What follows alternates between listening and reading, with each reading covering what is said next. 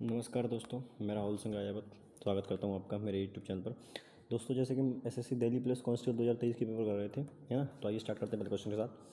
देखा है, एक धातु का बंद बेलनाकार डिब्बा 108 मीटर ऊंचा और इसके आधार की त्रिज्या 42 सेंटीमीटर है। धातु की शीट की कीमत 90 रुपये प्रति सेंटीमीटर। तो डिब्बे में प्रयुक्त सामग्री की कीमत बताओ।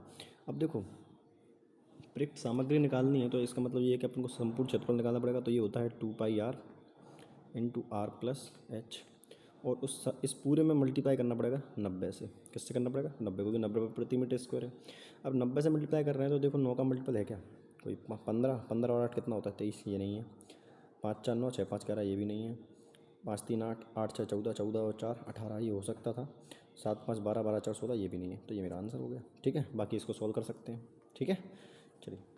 देखा है, वह अधिकतम संभव लंबाई ज्ञात करें जिसका उपयोग 5 मीटर इतना सेंटीमीटर, 8 मीटर और 16 मीटर इतना सेंटीमीटर की लंबाई को सटीकता से मापने के लिए उपयोग किया सकता है।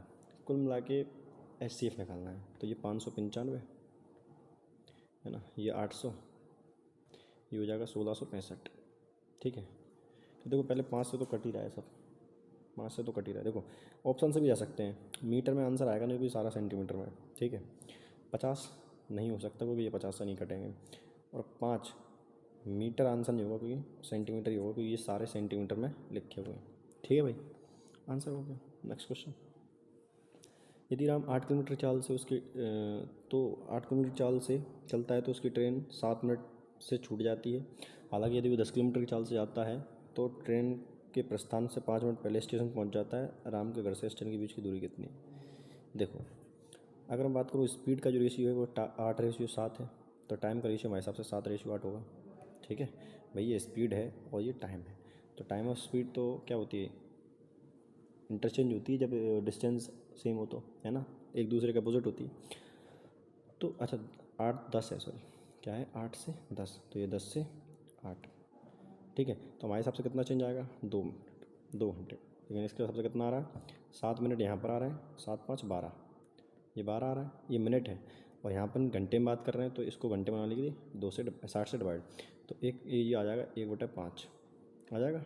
12 का 12 5 60, यानी 1 की वैल्यू आ जाएगी 1/10। अब पूछ क्या रहा है? राम के घर से स्टेशन के बीच की दूरी बताओ। तो देखो टाइम कितना लग रहा था उसको? 8 ही लग रहा था। अब देखो 1 की वैल्यू ये है तो 10 की वैल्यू 1 रहेगी, और 1 इंटू 8 करेंगे तो कितना आ जाएगा? 8। भाई समझ में आएगा नहीं? 1 की वैल्यू 1/10 है। अगर मैं 10 की वैल्यू निकालूंगा तो 1/10 करना पड़ेगा। 10 से जैसे आएगा 1, तो 1 का मल्टीप्लाई 8 में करूँगा तो कितना जाएगा? 8। क्यों कर रहा हूँ? स्पीड टाइम क्या होता है? डिस्टेंस होता है। ठीक है कि नहीं? नेक्स्ट क्वेश्चन, अगला क्वेश्चन देखिए। बोला एक व्यक्ति 2 रुपये प्रति साधारण वर्ष दर से 6 वर्ष के लिए 12,000 रुपये उधार लेता है। वह तुरंत इसे किसी अन्य व्यक्ति को 4% वर्ष की दर से 3% के लिए उधार दे देता है। प्रति वर्ष लेन देन में उसका लाभ बताओ। देखो 2 से 3 6% तो उसको देना था, लेकिन 4 दिया 12, और 12% पर उसने किसी और को दे दिया। मतलब उसे प्रति वर्ष कितना होगा? 6% का प्रॉफिट होगा। नहीं, ये प्रति वर्ष नहीं होगा, ये 3 साल में होगा। और 1 साल की बात करूँ तो कितना होगा? 2% का। 1 साल में कितना परसेंट होगा? 2%। तो 12 दूनी 24, 240 रुपये का उसको प्रॉफिट होगा। भाई ये तो अपन ने 3 साल का निकाला है ना, ये भी 3 साल का, ये भी 3 साल का। 1 साल में कितने का डिफरेंस आएगा? 2 का आएगा ना। अगर 3 साल में 6 का आ रहा है तो 1 साल में 2 का आएगा। ठीक है कि नहीं भाई? Next question. एक शंकु के आकार का तंबू कैनवास से बना गया है ना। शंकु का अगर जो कैनवास है ना, कैनवास इसको बोलते हैं, आप समझ गए। ये शंकु है तो ये ऊपर कैनवास है। तंबू की त्रिज्या 7 है।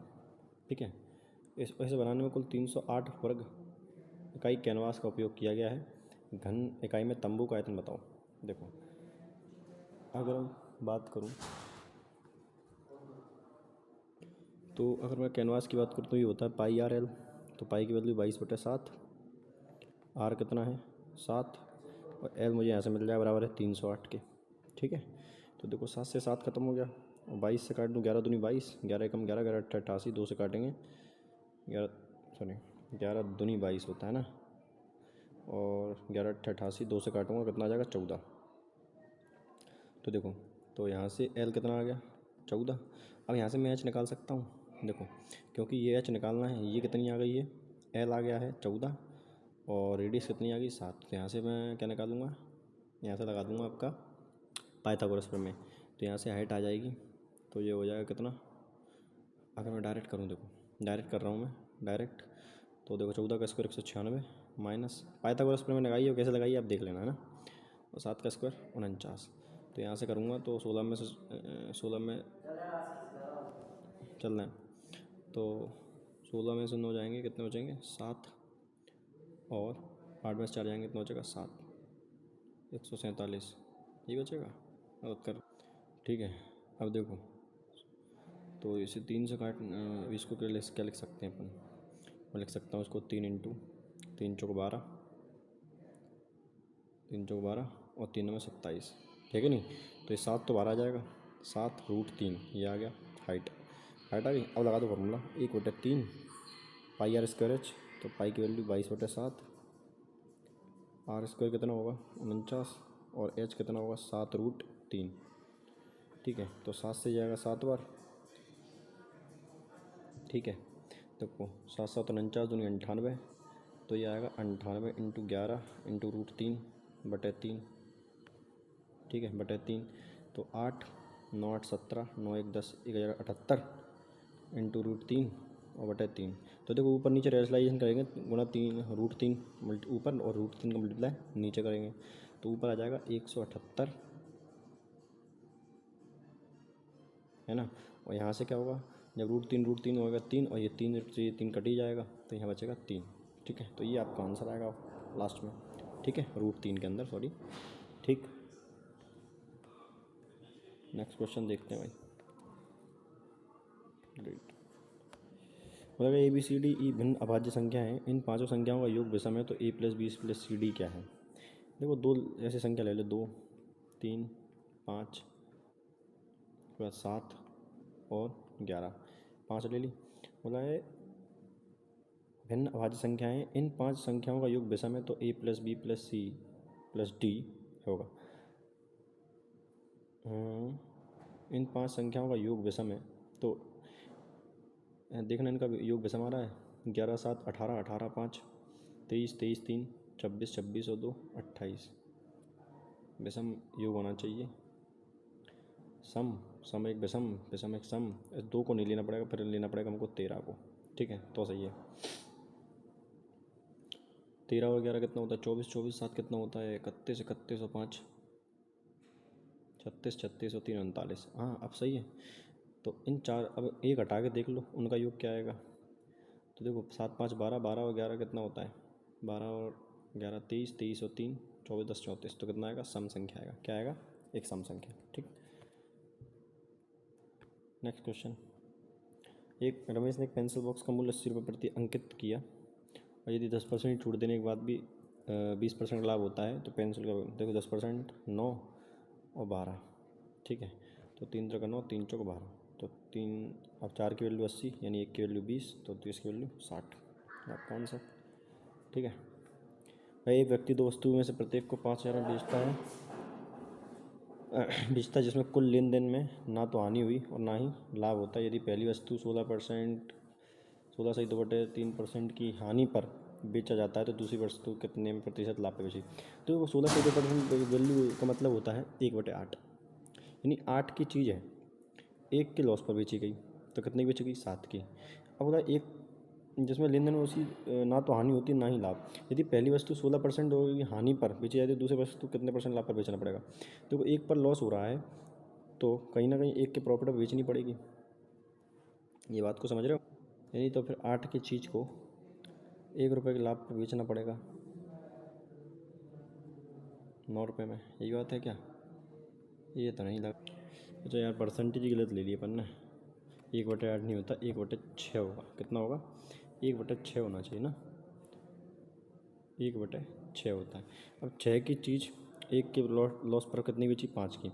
तो अब बोला कि बेचना सेम है, तो 5 रुपये की बेची होगी, और प्रॉफिट तो फिर 1 का रहा होगा, मतलब 4 की चीज़ होगी, है ना। अब देखो तो कितना प्रॉफिट हो गया 1 का, कितने पर 4 पर, 1/4 क्या होता है 25%, सबको पता है। मतलब एक म्यूजिक प्लेयर 45 नकद और इतनी तत्काल भुगतान और शेष 3 समान किस्तों में बेचा जाता है। यदि ब्याज की दर वार्षिक चक्रवृद्धि 10% है, तो किस्त की राशि क्या है। हालांकि ये राशि देख के मुझे एकदम से आंसर लगा देना चाहिए था, लेकिन फिर भी देखो करके दिखाता हूँ।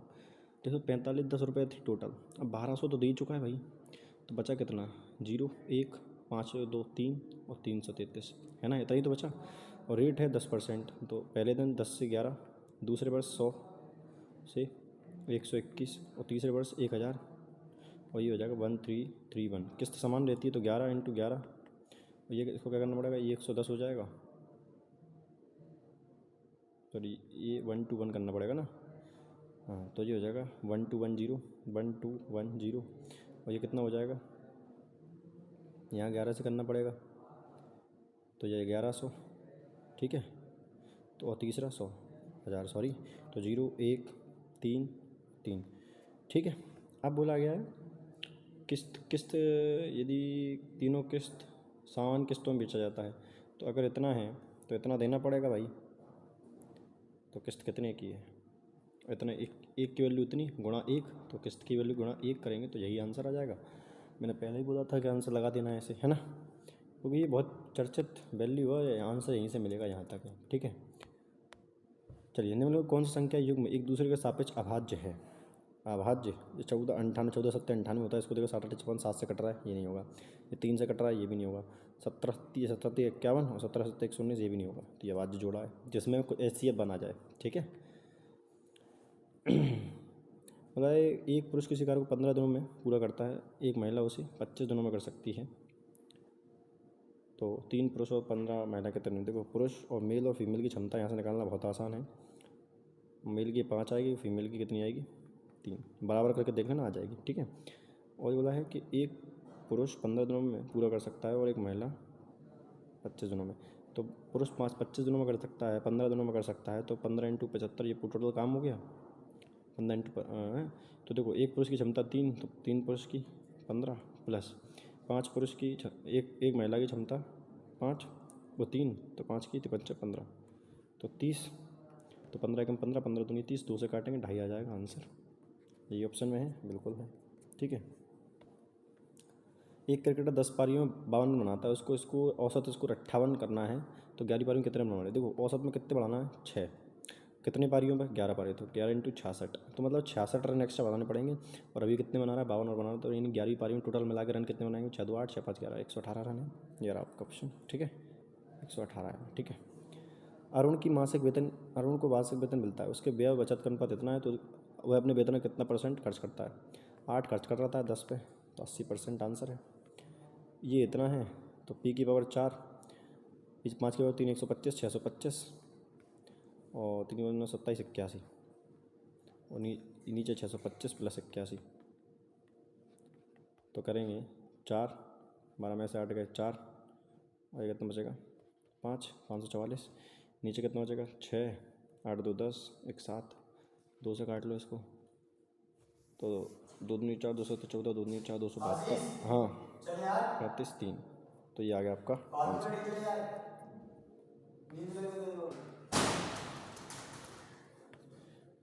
एक शहर की जनसंख्या 2017 में इतनी थी, 2020 में इतनी हो गई, शहर की जनसंख्या प्रतिशत वृद्धि बताओ। तो देखो 3680 का कोई काम नहीं है, उसको हटाओ, अच्छा है काम है, इसमें रखना पड़ेगा, तो 3272, ठीक है। 2 से काट लो 18 40 16 36, और कुछ कट रहा है, बिल्कुल कट रहा है, 2 नंबर 18, 2 दूनी 4 0 920, और ये 8 और 18, यही बात है। फिर से काट लो, 2 दूनी 4 2 चौक 8 2 चंग 12 0, और 2 चौक 8 0 2 नंबर 18।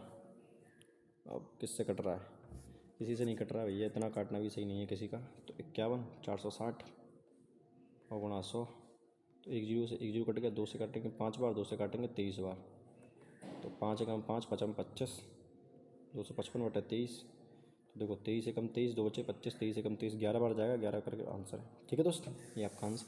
मिलते हैं अगली क्लास में, तब तक के लिए धन्यवाद।